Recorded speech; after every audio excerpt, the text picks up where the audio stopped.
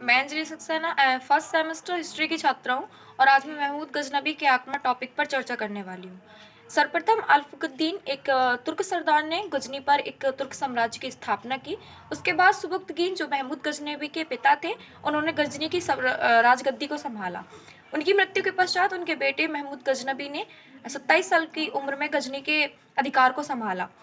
Baghdad खलीफा के आदेशानुसार महमूद गजनबी ने भारत के अनेक क्षेत्रों पर आक्रमण करने की प्रतिज्ञा ली। महमूद गजनबी ने भारत पर अपना पहला आक्रमण 1000 ईस्वी में किया था तथा उस समय तत्कालीन समय सीमावर्ती क्षेत्र के राजा जयपाल सिंह हुआ करते थे। जयपाल ने अपनी मुक्ति हेतु महमूद गजनबी को अपार धन दिया था, लेकिन अपने इस अपमान से आहत होकर उन्होंने आत्महत्या कर ली थी। जयपाल राजा हिंदू शाही वंश का एक प्रसिद्ध शासक था, जिसका पश्चिमोत्तर पाकिस्तान से पूर्वोत्तर अफगानिस्तान तक राज्य फैला हुआ था। महमूद गजनबी ने अपने 13वें अभियान में बुंदेलखंड किरात तथा लोहगढ़ को विजय प्राप्त की थी। 14वें अभियान में उसने कालिंजर तथा ग्वालियर पर आक्रमण किया था। 15वें आक्रमण में उसने गुजरात तथा जैसलमेर पर आक्रमण कर विजय प्राप्त की थी।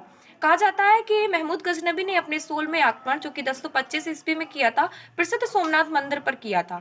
वहां पर उसने प्रसिद्ध हिंदू मंदिरों को तोड़कर अपार धन प्राप्त किया था तथा कहा जाता है कि उसी समय उसने लगभग 50,000 हिंदू धर्म के लोगों को मारकर उनकी हत्या की थी।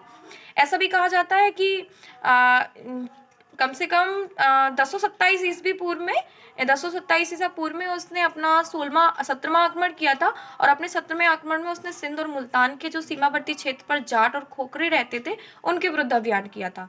कहा जाता है कि 1000 ईस्वी से लेकर 1027 ईस्वी तक महमूद गजनबी ने भारत पर 17 बार आक्रमण किया था।